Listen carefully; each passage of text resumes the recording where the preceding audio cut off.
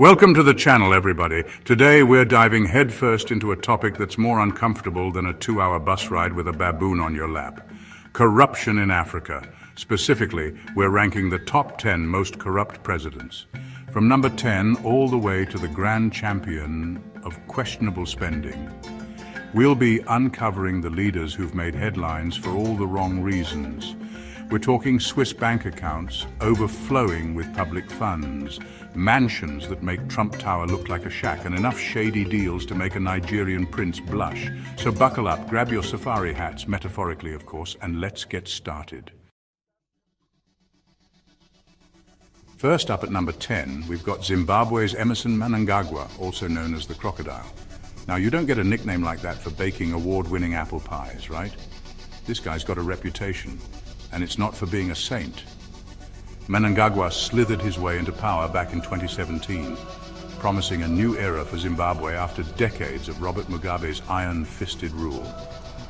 But here's the thing about promises in politics. They're like cheap cologne, they smell good for a second, then fade away. Fast forward to today, and the only thing booming in Zimbabwe is the inflation rate. Meanwhile, allegations of corruption are swirling around Mnangagwa's government like flies around a week-old mango. We're talking about disappearing diamond revenues, dodgy mining deals, and enough suspicious contracts to make your head spin.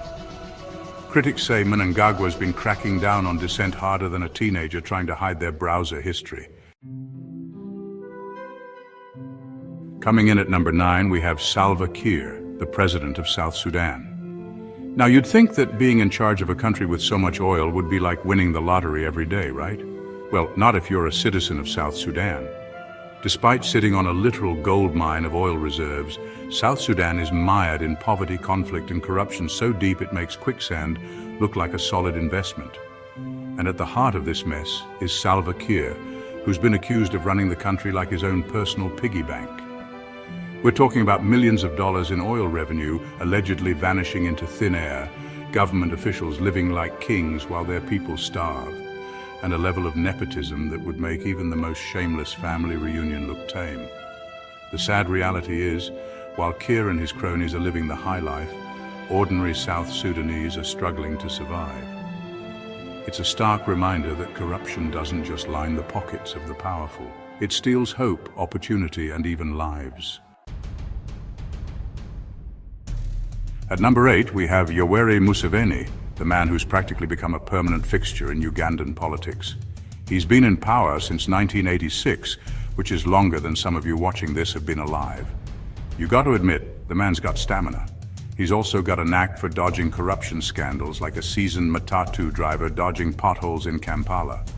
Over the years, Museveni's been accused of everything from rigging elections to silencing opposition leaders to funneling public funds into his own pockets. But somehow he always seems to come out smelling like roses. Some people say Museveni is a strong leader who brought stability to Uganda. Others say he's a power-hungry autocrat who's clinging to power like a toddler to their favorite blanket.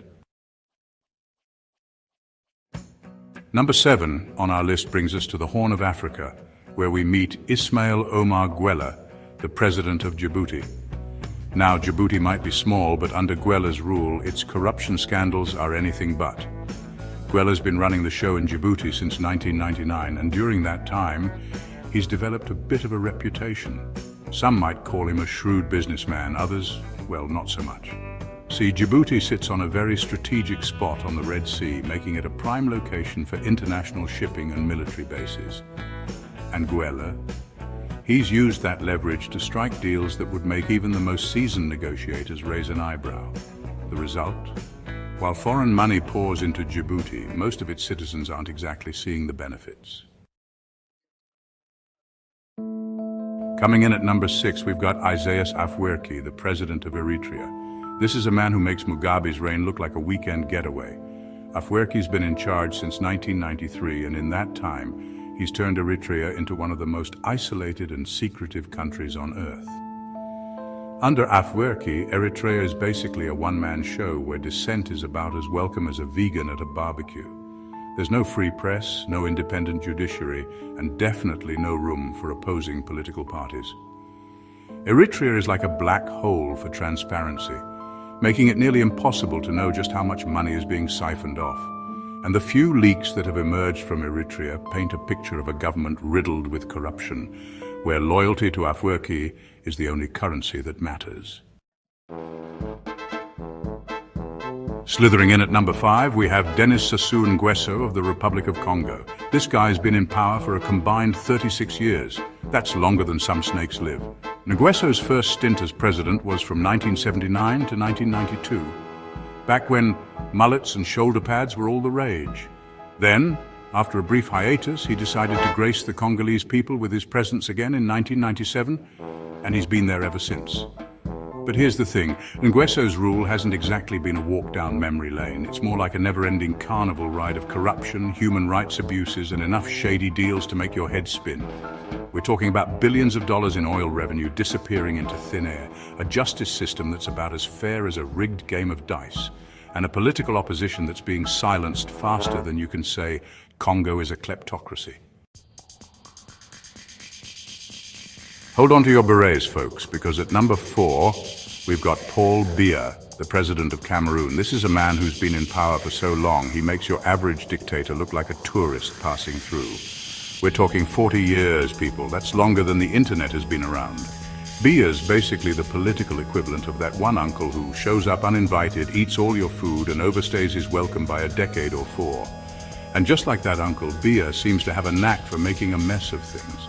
Under his rule, Cameroon's been plagued by corruption, poverty, and a separatist movement that's been gaining momentum faster than a cheetah on a sugar rush. But hey, at least Biya's living the good life, right? I mean, when you're sitting on a throne of stolen wealth, who cares if your country's falling apart at the seams, am I right? Coming in hot at number 3, we've got Teodoro Obiang Nguema Mbasogo of Equatorial Guinea. This is a man who loves luxury more than a Kardashian loves a selfie. We're talking mansions, supercars, and enough bling to make Mr. T look like a minimalist. And where does all this wealth come from, you ask? Well, Equatorial Guinea just happens to be swimming in oil. But here's the catch. Most of that oil money seems to vanish faster than a plate of jollof rice at a family reunion. You see, Obiang runs Equatorial Guinea like his own personal ATM, withdrawing cash whenever he pleases and leaving the rest of the country with empty pockets. It's like that friend who always forgets their wallet when the bill comes, except on a national scale.